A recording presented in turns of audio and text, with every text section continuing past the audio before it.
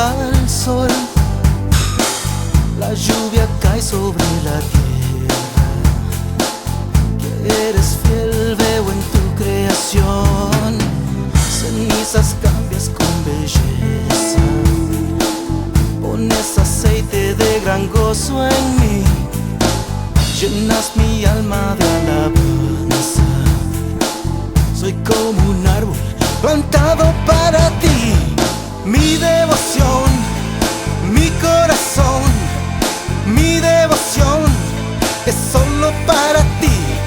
Mi devoción, mi corazón, mi devoción es solo para ti. Esta mañana vamos a terminar el tema de cómo conocemos a Dios.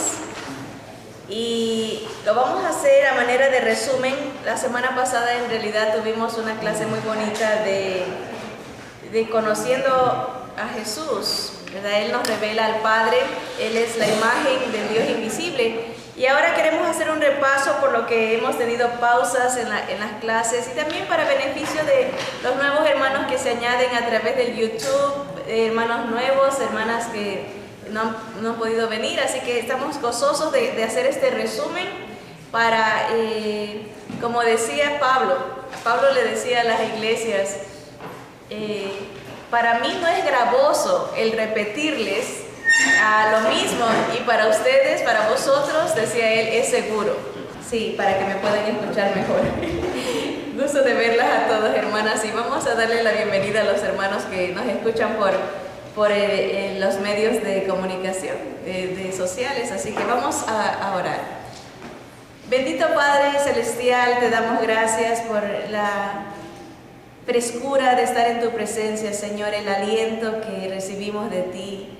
Señor, solo tú eres Dios, no hay nadie como tú nos conoces, Señor, y sabes dónde estamos, Señor. Tú nos encuentras en la situación donde estamos, Señor. Gracias por eso, porque tú te humillas a alcanzarnos, a buscarnos, a encontrarnos, Señor. Gracias porque estás aquí y, Señor, te place revelarte a cada persona que te busca de corazón, Señor. Gracias por tu palabra y por nuestro Señor Jesús, que te revelan, Señor.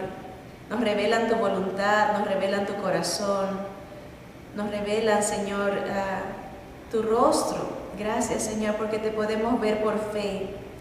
Por fe nos sostenemos como viendo al invisible. Gracias, Señor, por este tiempo hermoso. Te bendecimos en el nombre precioso de Cristo Jesús. Amén, amén. Bienvenidos, hermanos. Gracias por acompañarnos. Vamos a ver este resumen y les invito a ver sus hojitas.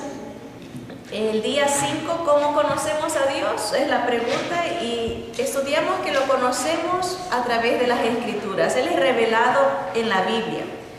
La Biblia nos enseña que Dios es inmutable, Él no cambia. El Salmo 102, desde el versículo 25 al 27 nos dice: desde el principio tú fundaste la tierra y los cielos son obra de tus manos.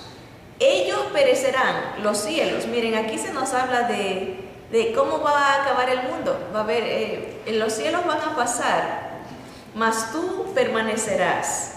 Y todos ellos como una vestidura se envejecerán. Como un vestido los mudarás y serán mudados. Pero tú eres el mismo y tus años no se acabarán. ¿Verdad? Pedro, el apóstol, nos habla en el Nuevo Testamento que al final de todas las cosas, que cuando todas las cosas se cumplan, van a pasar, dice, los cielos y la tierra pasarán como un fuego. Se puede especular, tal vez una bomba atómica, no sabemos, pero va a pasar. Al principio el Señor castigó al mundo con agua, el diluvio, pero al final de los tiempos va a ser con fuego. Y el salmista, miles de años, para nosotros esto está removido 2000 años de Jesús, o sea, 4000, de 4000 a 5000 años de nuestra era, está ya revelando el Señor lo que va a pasar y que Él no va a pasar. El cielo y la tierra pasarán, mas mi palabra no pasará. Dice, tú eres el mismo, ¿verdad? Tú eres el mismo y tus años no se acabarán, no cambia. es inmutable, es eterno. Isaías 46:10 nos dice Dios que Él anuncia lo por venir desde el principio y desde la antigüedad, lo que aún no era hecho, que digo, mi consejo permanecerá y haré todo lo que quiero. Ven, es toda sabiduría de Dios. En los versículos vemos varios atributos. Aquí lo hemos asignado como la inmutabilidad de Dios, que Dios no cambia, Él dice y se hace. Él ya sabe lo que va a pasar, dice, te anuncio desde el principio lo que va a pasar al fin, para que sepas y creas que yo soy Dios, ¿verdad? También nos habla aquí de su soberanía. Él va a hacer lo que quiere, ¿verdad? A pesar de que nosotros como humanos tenemos la tendencia a querer decir, es mi vida, yo hago lo que quiero. Los jóvenes, los escuchamos mucho eso, ¿verdad? Cuando llegan a una edad que se creen que saben más que los padres, dice, es mi vida, no te metas en mi vida, yo hago lo que quiero, ¿verdad? Y a la larga, con el tiempo, si Dios les da vida a llegar a madurez, se dan cuenta, a lo mejor los hijos de ellos les van a repetir lo mismo y se dan cuenta que tan equivocados estaban, ¿verdad? No es nuestra vida, es la vida. El Señor nos presta esta vida, es un regalo. El libro de Colosenses, estudiábamos la semana pasada, nos dice que el Señor hizo todas las cosas por Él subsisten y Él es antes de todas las cosas y sin Él nada de lo que ha sido hecho hubiese sido hecho. Todo fue creado por Él y para Él, ¿verdad?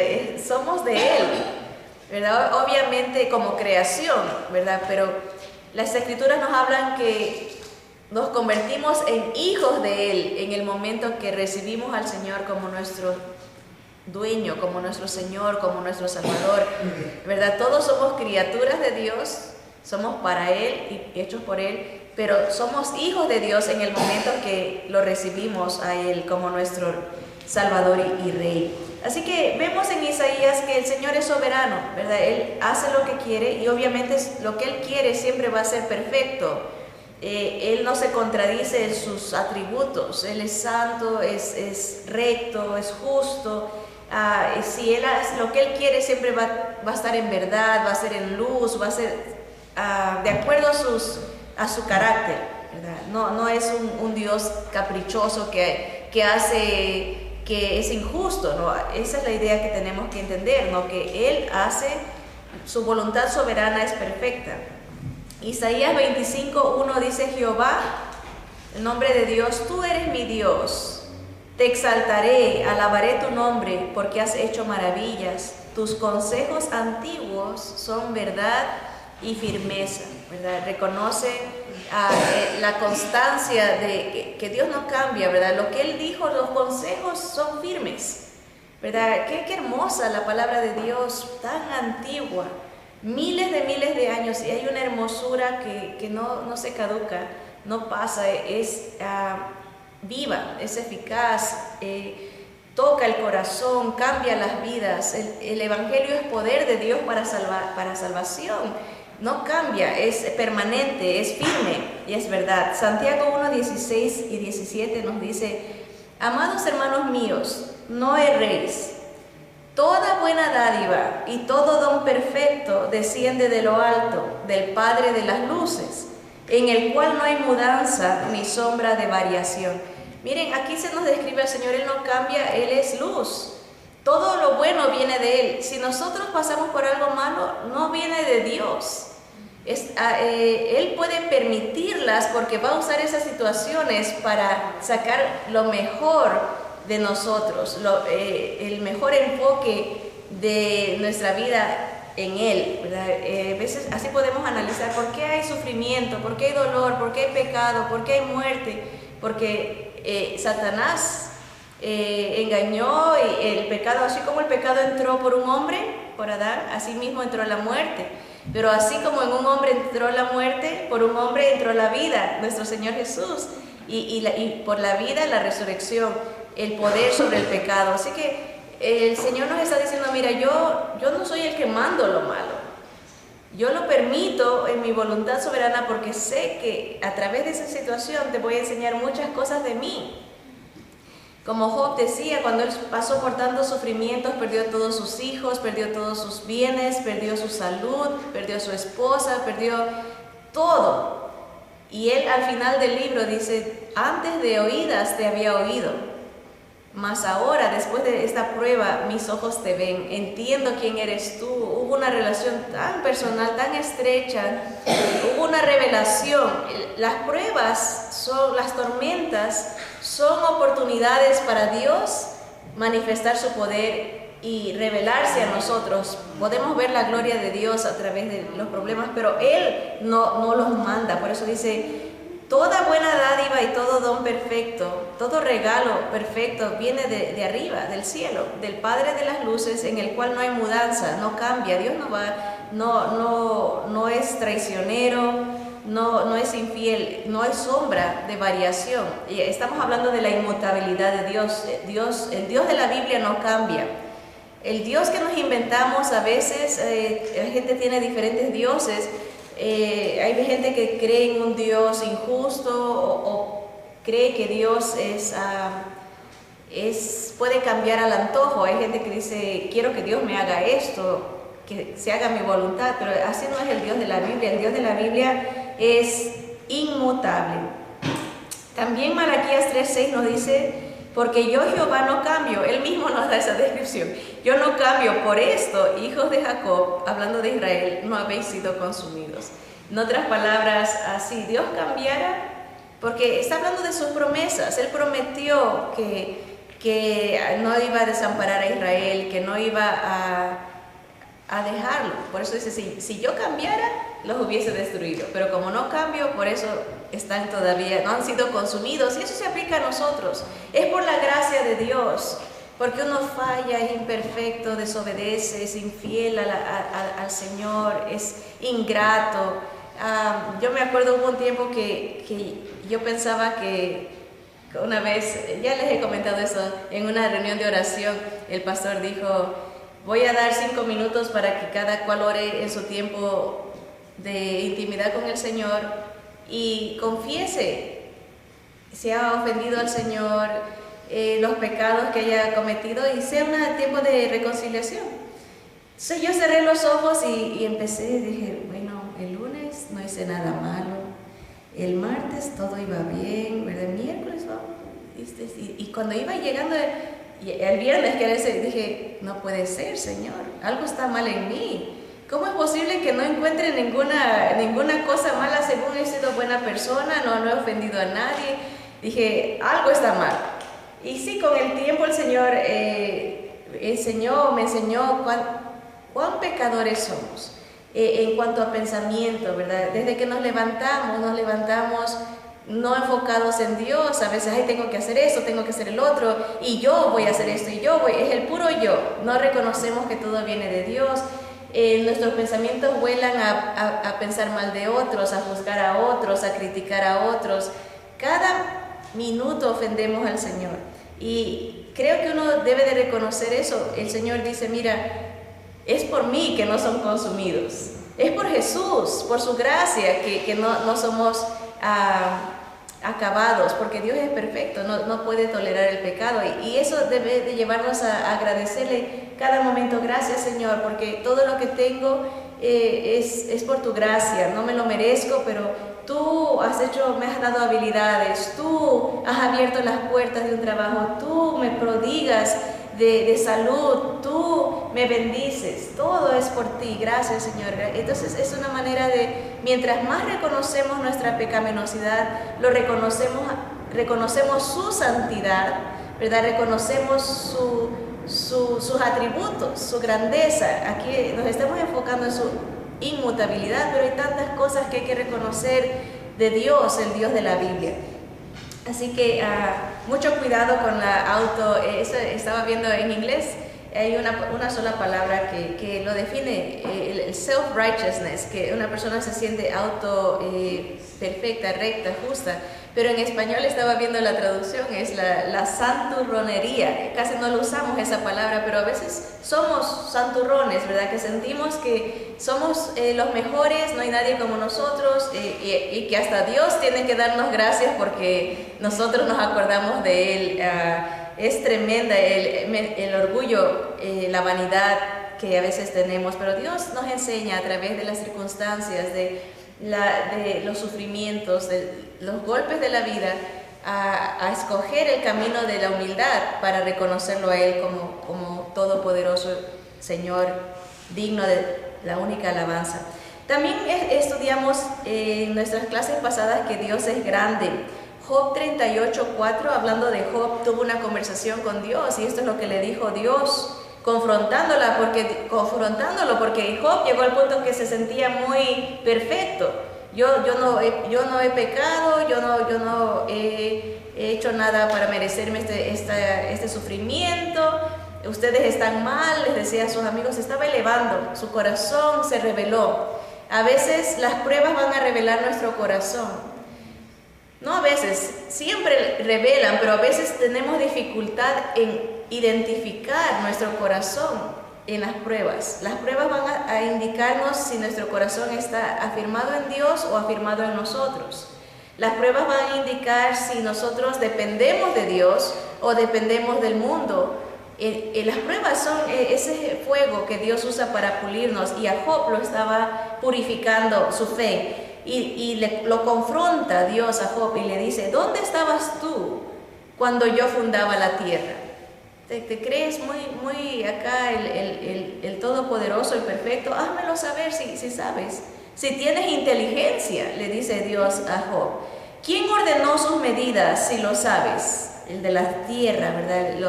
Las órbitas, o quién extendió sobre ellos cordel, quién encerró con puertas el mar cuando se derramaba saliéndose de su seno. Versículo 35, ¿enviarás tú los relámpagos para que ellos vayan? Y te dirán ellos, henos aquí. Imagínense el poder de Dios, Él envía, todo se somete a su orden, ¿verdad? La naturaleza, la creación obedece a Dios. Dice el versículo 36, ¿quién puso la sabiduría en el corazón? ¿O quién dio al espíritu inteligencia? ¿Verdad? Las habilidades, los talentos, todo viene de Dios. Si hay alguien que tiene un IQ más grande que otro, es porque Dios le concedió. Dice en el mismo libro de Job que la avestruz es tontita porque Dios le dio un conocimiento limitado, ¿verdad? Ella cree que metiendo la cabeza en la tierra ya está a salvo, ¿verdad? Tremendo cuerpazo, ¿verdad? Y ella dice, ya estoy bien, ¿verdad? Porque dice, Dios reparte, dice, ¿quién da inteligencia al corazón? A veces yo me admiro ver hermanos o personas, ¿verdad? Con tremendas habilidades. A veces en el Facebook ponen cómo hacer manualidades. ¡Qué increíble! Hay gente que tiene talento para hacer de basura para uno, ¿verdad? Una lámpara, a veces adornos, digo yo, eso es don que Dios da, ¿verdad? Habilidades, talentos, esa creatividad. Fuimos creados a la imagen de Dios. El ser humano es la única creación que puede inventarse cosas. Tenemos esa dado por Dios, y eso dice el Señor, le dice a Job, reconoce que yo soy el que doy, tú no eres el que la tienes por ti mismo. Job 40, en el versículo 1 dice, además respondió Jehová a Job y dijo, ¿es sabiduría contender con el Omnipotente? El que disputa con Dios, responda a esto. Entonces respondió Job a Jehová y dijo, he aquí que yo soy vil. ¿Qué te responderé? Mi mano pongo sobre mi boca. Una vez hablé, mas no responderé. Aún 2 veces, mas no volveré a hablar. Ahí empieza el Señor a trabajar en nuestras vidas cuando nos humillamos y reconocemos nuestra posición delante de Dios. Me voy a tapar la boca. ¿Qué puedo decir? Tú eres Dios. No es inteligente, no es sabio pelear contra Dios, discutir con Dios, renegar contra Dios.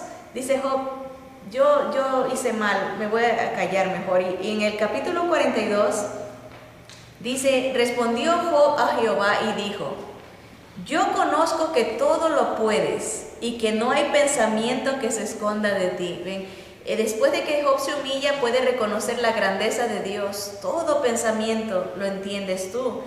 ¿Quién es el que oscurece el consejo sin entendimiento? Hablando de sí mismo. Yo hablaba cosas que no entendía, dice. Por tanto, yo hablaba lo que no entendía, cosas demasiado maravillosas para mí que yo no comprendía.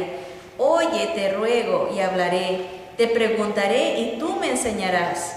De oídas te había oído, mas ahora mis ojos te ven. Por tanto me aborrezco y me arrepiento en polvo y ceniza. ¿Ven? El resultado de reconocer quiénes somos delante de este Dios grandioso, porque eso es lo que estamos hablando, que Dios es grande. Ya vimos que Dios es inmutable, no cambia.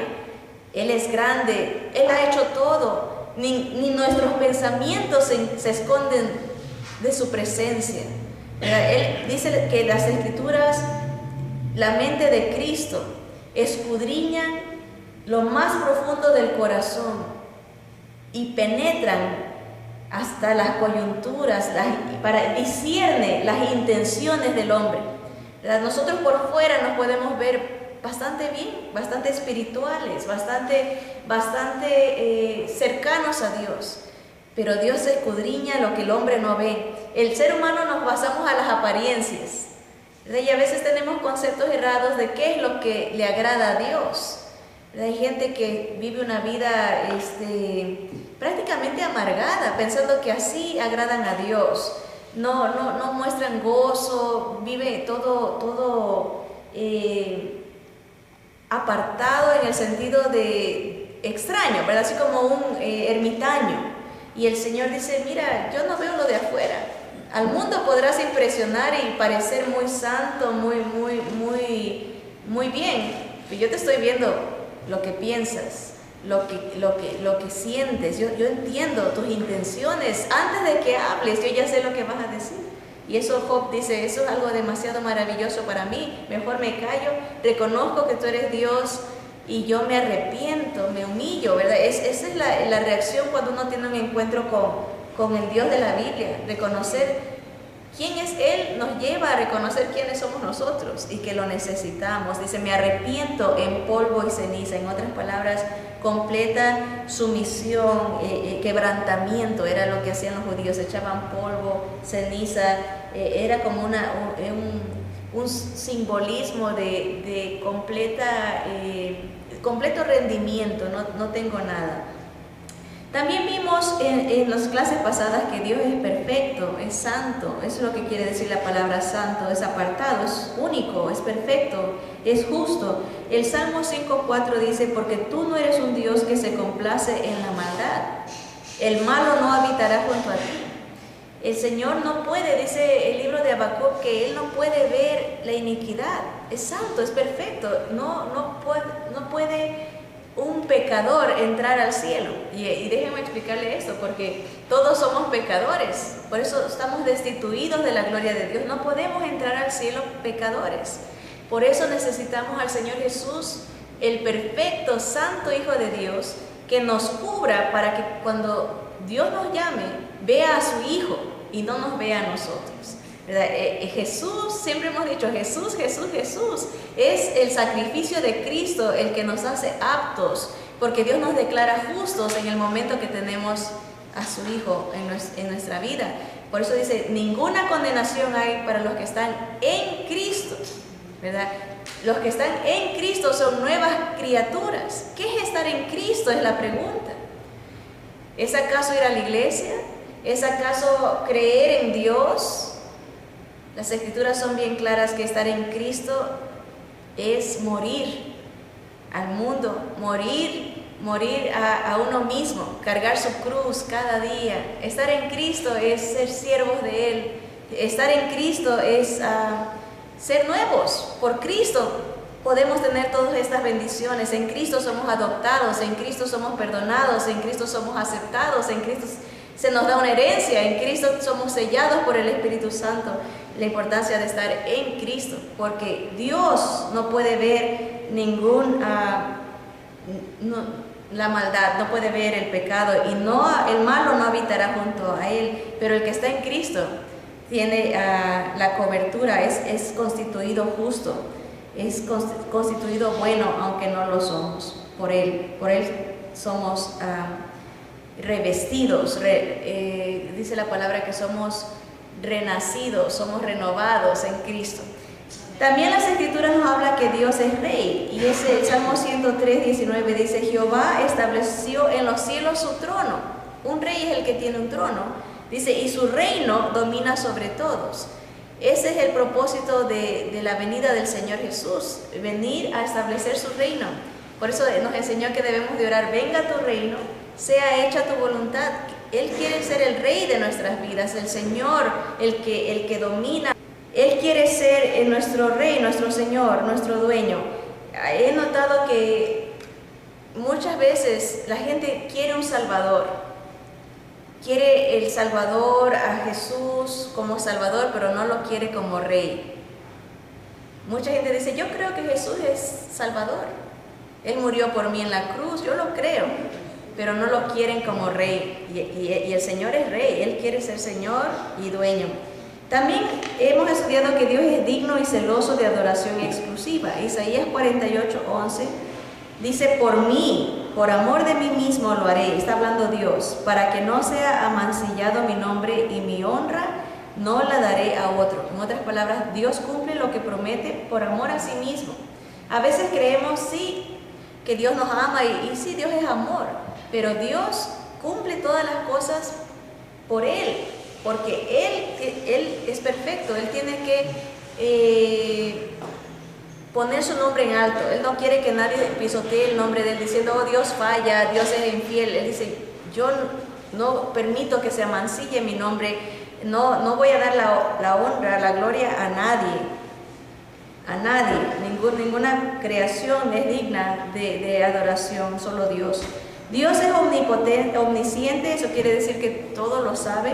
Es omnipresente, que está presente en todos lados, en todas partes. Job 34:21 dice: porque sus ojos están sobre los caminos del hombre y ve todos sus pasos. No hay nada que se esconda de Él. Y Dios es misericordioso. Miqueas 7:18 dice: ¿qué Dios como tú, que perdona la maldad y olvida el pecado del remanente de su heredad? No retuvo para siempre su enojo, porque se deleita en misericordia. Gracias a Dios, nuestro Dios es misericordioso. Dice que cada día son nuevas sus misericordias. Cuando uno falla, si el Señor le permite ver un nuevo día, es una nueva oportunidad, un nuevo comienzo, o un borrón y cuenta nueva. En la misericordia del Señor, en Cristo, tenemos oportunidad de empezar de nuevo. Mencionamos en las clases pasadas unos pocos de sus muchos atributos. Aquí unos más. Dios es eterno, es luz, es todopoderoso, es fiel, es recto, es inmortal, es inescrutable, sin límite, es incomparable, es imparcial, es verdad, es soberano. Todo esto nos describe la Biblia, porque estamos hablando de cómo conocemos a Dios a través de las Escrituras. Las Escrituras nos dan la descripción de cómo es Dios. El Dios de la Biblia es muy diferente al Dios que el mundo tiene. El Dios de la Biblia es un Dios perfecto. El Dios del mundo es un Dios, por eso la gente le reclama mucho al Dios que el mundo se hace. Es una imagen que no es el Dios de la Biblia. El Dios del mundo es un Dios como un genio que está ahí para satisfacerme. Pido y reclamo y demando. Así es el Dios del mundo, pero el Dios de la Biblia dice: mira, todo lo hecho es hecho por mí y para mí. Tú te debes a mí.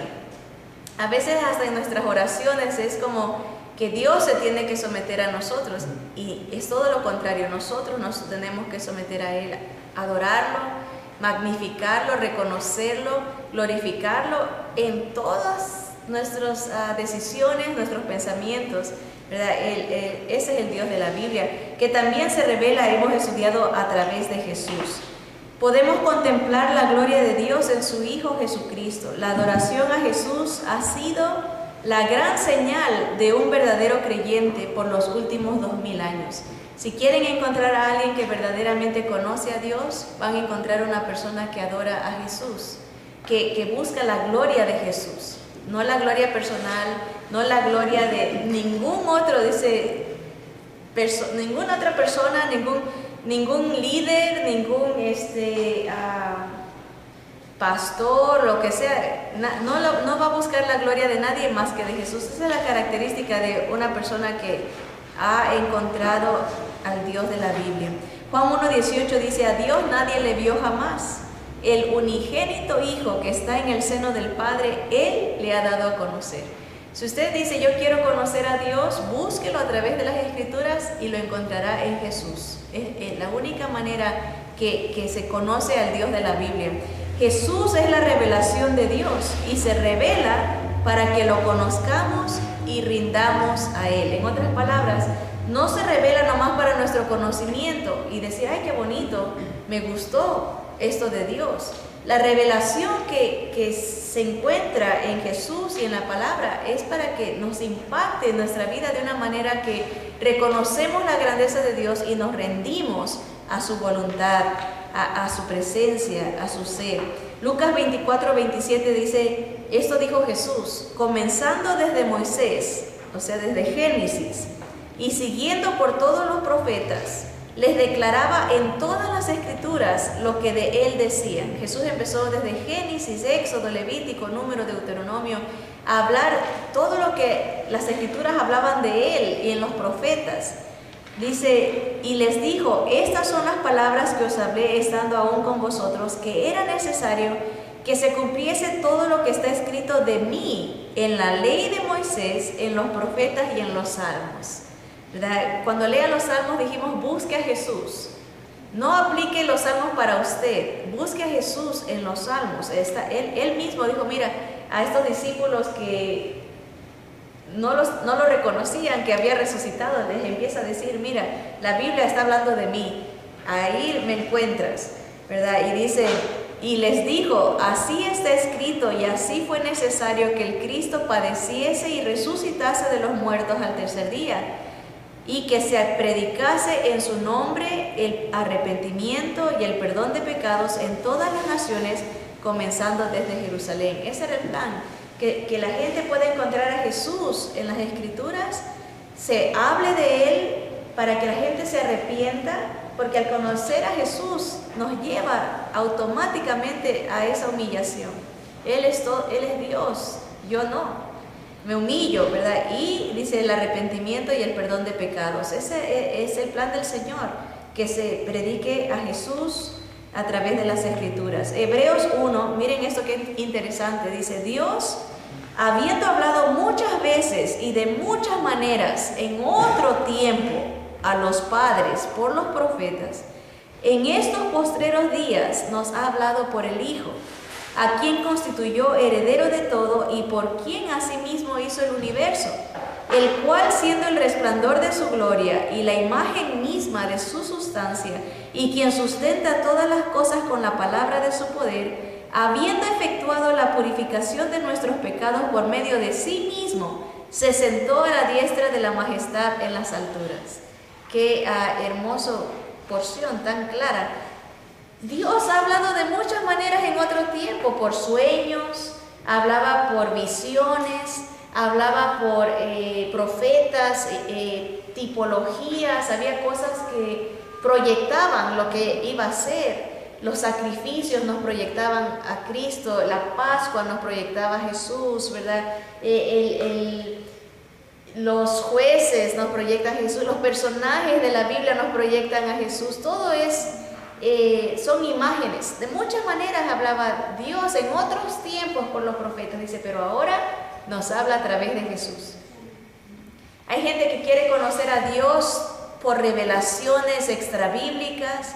Hay gente que quiere sentir algo especial, un éxtasis de sueños, de visión. Dios dice, mira, las Escrituras nos dicen, Dios habló de muchas maneras en otro tiempo, pero ahora nos habla a través del Hijo. El que quiere conocer a Dios tiene que encontrarlo a través del Hijo. Eso es lo que dice la palabra. Él es el heredero, Él es el resplandor de la gloria de Dios, es la imagen misma, la estampa, ¿verdad? Él nos revela al Padre. Jesús es la exacta representación de Dios, siendo Hijo, es creador, es eterno, es inmutable, es Rey victorioso, ¿verdad? Dice que Él se sentó a la diestra de la majestad en las alturas. Esta revelación no es para nuestra información solamente, sino que cumple el propósito de despertarnos a la verdad del señorío de Jesús en nuestras vidas, ¿verdad? Que Él sea Rey, Dios, Señor nuestro. Fomenta el temor de Dios, que es el principio de la sabiduría, y este conocimiento de Jesús, de la presencia de Dios en nosotros, es el motor que nos impulsa a buscar la voluntad de Dios. Cuando uno tiene a Jesús en su vida como Rey y Señor, busca la voluntad de Dios en su vida. Dios será primero Señor, dueño, somos esclavos de Él, somos su criatura, somos sus hijos, ¿verdad? Esa verdad de Jesús en nosotros, el Dios encarnado, es la que nos abre la puerta a la sabiduría de la voluntad de Dios. También esta verdad y realidad de que Jesús es Dios todopoderoso, encarnado y revelado, vista con un corazón rendido, abre nuestros ojos a la condición mísera en que estamos y nos equipa para poder servir al Rey. Dios busca adoradores que lo adoren en espíritu y en verdad. Él busca siervos, gente humilde. Dios no quiere gente orgullosa, elocuente a su manera. No, Él quiere gente que reconozca su posición. Yo soy tu siervo, tú eres Rey. Yo soy tu criatura, tú eres mi creador. Aquí estoy. Y a esa gente es la que Dios usa de manera grande y poderosa, porque son canales para que la gloria de Dios se refleje, ¿verdad? Son como focos, ¿verdad? Que permiten que la presencia de Dios fluya, ¿verdad? Y en esa gente es que Dios se magnifica. Cuando hay alguien que dice, oh, yo hago todo bien, si yo no hago las cosas, esto no saldría bien. Hay ministerios que se basan así, gente que dice, si yo me salgo de aquí, se viene abajo todo. Hay líderes que piensan así. Todo se sostiene por mí. Ahí no hay un canal, por eso dice aquí, cuando no se reconoce quién es Dios, esa persona está elevada a un nivel, no está bajo el señorío de Cristo. Puede que tenga al Señor como Salvador, pero no lo tiene como Señor, porque se enseñorea de los demás, ¿verdad? Y es en el momento que uno reconoce el señorío de Cristo en nuestras vidas, conoce a Dios verdaderamente y está equipado para poder servir al Rey. Primera los Corintios 2:2 dice, Pablo decía esto, pues me propuse no saber entre vosotros cosa alguna, sino a Jesucristo y a este crucificado. El enfoque de Pablo era Jesús. No le decían, enséñanos 10 pasos a la felicidad matrimonial, enséñanos 5 pasos de cómo ser exitoso, motívanos, háblanos bonito. Pablo dice, ¿sabes que cuando yo vaya a hablarles no me interesa nada? Quiero hablarles solo de Jesús y de este crucificado, porque Jesús es Dios, es la motivación, es la razón de todas las cosas. Mismo Pablo a 2 Corintios 4:5 a estos hermanos en Corinto les escribe, les dice, porque no nos predicamos a nosotros mismos. Pablo dice, no nos hacemos propaganda a nosotros mismos, sino a Jesucristo como Señor y a nosotros como vuestros siervos por amor de Jesús. Qué bonito. Pablo dice, yo vengo a predicarles a Jesús como Señor. No venía ni tanto a predicarle como Salvador, sino como Señor de sus vidas, el soberano. Dice, y no me hago propaganda ni yo ni a los otros discípulos, sino que venimos como siervos a servirles por amor a Jesús. Colosenses 3:1, aquí hay un condicional. Si pues habéis resucitado con Cristo, si tienes a Dios en tu vida, si lo conoces, si en verdad es tu Señor, buscad las cosas de arriba donde está Cristo sentado a la diestra de Dios. Ese va a ser el fruto de alguien que tiene a Dios en su vida. Va a buscar las cosas que agradan a Dios, porque todo va a pasar, como vimos desde un principio. El cielo y la tierra va a pasar, pero el que está en Cristo permanece con el Señor para siempre. Colosenses 3 en el versículo 11 nos dice, hablando de Jesús, su preeminencia, dice, donde no hay griego ni judío, no hay razas, circuncisión ni incircuncisión, no hay religión. Con Jesús no hay religión. No hay bárbaro ni escita, siervo ni libre, no hay estatus social con Jesús, sino que Cristo es el todo y en todos. El Señor puede ponernos a un nivel a todos iguales. En Jesús no podemos presumir a nadie, porque Él es Dios y nosotros no. Eso decía siempre un hermano: Señor, te doy gracias porque tú eres Dios y yo no. A veces cuando, por ejemplo, vienen tantos hermanos con peticiones de oración y uno siente una carga que, wow, hay tanta necesidad, pero siempre el pensamiento: gracias, Señor, porque tú eres Dios y yo no. Yo no puedo cargar con tantos sufrimientos de tanta gente, de tantos dolores, enfermedades, necesidades, angustias. Gracias, Señor, porque tú eres Dios y yo no. Y eso dice Pablo. En Cristo no somos, en Cristo Él es el todo, Él es la razón de todo. Filipenses 1:21 decía Pablo: para mí el vivir es Cristo Jesús, ¿verdad? Y el morir es ganancia. El que está en Cristo puede morir seguro, gana cuando muere. Si estás en Cristo, otra vez la pregunta: ¿estás en Cristo? No en religión, no en moralidad alta, estás en Cristo. Es la condición para morir con ganancia. Primera de Pedro 1:8, otro apóstol decía, hablando de Jesús: a quien amáis sin haberle visto, en quien creyendo, aunque ahora no lo veáis, os alegráis con gozo inefable y glorioso. Jesús es nuestro gozo. No lo vemos, no lo conocemos físicamente, algún día lo veremos, pero Él es nuestra satisfacción. Él es con gozo inefable, no se puede describir, ¿verdad? Y creemos en Él aunque no lo hayamos visto, lo amamos. Isaías 42, y con esto terminamos, nos describe a Jesús, el siervo sufriente. He aquí mi siervo.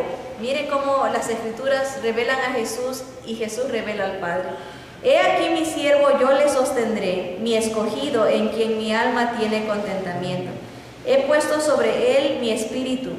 Él traerá justicia a las naciones. Algún día veremos esto. Todavía no se ha realizado el establecimiento del reino del Señor aquí en la tierra.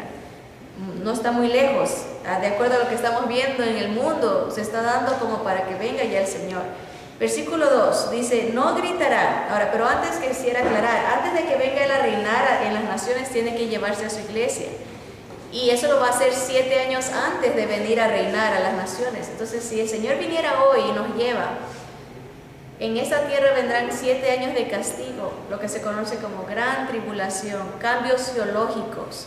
El sol va a quemar a la gente, terremotos, va a haber destrucción, muerte, los árboles, la tercera parte se va a quemar, el mar se va a contaminar, posiblemente, se puede especular, ¿verdad? Pero posiblemente haya un tipo de deterioro por alguna bomba química, no sabemos. Dice que va a haber cambios geológicos, destrucción para una generación que ha rechazado a Dios, que se burla de Dios, que hace a un lado a Dios. Para eso la iglesia ya no va a estar aquí. Después de 7 años bajamos, y ahí dice: el Señor establecerá su reino desde Jerusalén y reinará por 1000 años. Y aquí dice: Él establecerá su justicia a las naciones. Así que puede pasar en cualquier momento.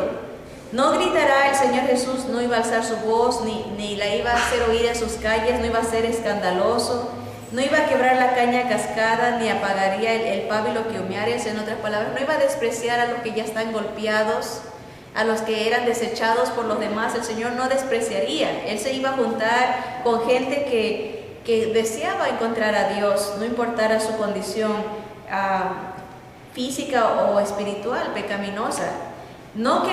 También dice: no se cansará ni desmayará hasta que establezca en la tierra justicia, y las costas esperarán su ley. Así dice Jehová Dios, creador de los cielos y el que los despliega, el que extiende la tierra y sus productos, el que da alimento al pueblo que mora sobre ella y espíritu a los que por ella andan. Yo, Jehová, te he llamado en justicia y te sostendré por la mano, hablando de Jesús. Te guardaré y te pondré por pacto al pueblo, por luz de las naciones. Jesús dijo: yo soy la luz del mundo. Él dijo: yo soy el nuevo pacto en mi sangre. Dios está hablando que lo iba a poner a Jesús. Dice: para que abras los ojos de los ciegos, para que saques de la cárcel a los presos y de casas de prisión a los que moran en tinieblas.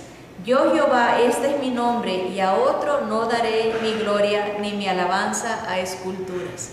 A Jesús lo eleva, dice, por el gozo puesto delante de él, él sufrió el menosprecio, aguantó la cruz, porque sabía que por ese sufrimiento le iban a dar un nombre sobre todo nombre, para que en el nombre de Jesús se doble toda rodilla. Y el Señor, Dios Padre, le dice, Él iba a abrir los ojos espirituales de la gente, que lo verían como Dios y lo verían como el Señor y Rey. Jesús revela el corazón de Dios, la justicia de Dios y la voluntad de Dios. Ha hecho expiación por nosotros, Él recibirá el reino y verá linaje. Así que, para abreviar, ¿cómo conocemos a Dios? A través de las Escrituras y a través de su Hijo, su siervo, su Cristo, el ungido, ¿verdad? Es una maravilla y una hermosura encontrar y conocer a Dios de esta manera, porque es la única manera, ¿verdad?, de verdaderamente conocer al Dios de la Biblia. Les animamos, especialmente a los que hayan crecido en una iglesia, a nuestros hijos, a los jóvenes, a personas que hayan crecido en el Evangelio, porque puede haber una confusión de que se cree que se conoce a Dios, pero en realidad no se conoce al Dios de la Biblia. Se conoce una religión, se conoce prácticas religiosas, costumbres, pero los invitamos a que nos acompañen a seguir descubriendo al Dios de la Biblia, al único Dios verdadero, digno de toda la alabanza, la gloria y el honor, por los siglos de los siglos. Amén.